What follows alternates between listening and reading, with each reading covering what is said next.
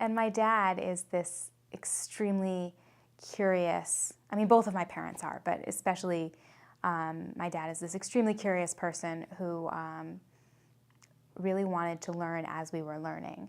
So when we were kids, we took piano lessons, and my mom had piano lessons as a kid, but my dad never had, and he took them too. So like we had this piano book with little elves pointing at notes, and my dad would practice, and then we would each practice. And he did the same. He took lessons to learn how to read Hebrew while my sister was studying for her bat mitzvah. So there was this kind of sense that that it was something that he wanted for himself and for us.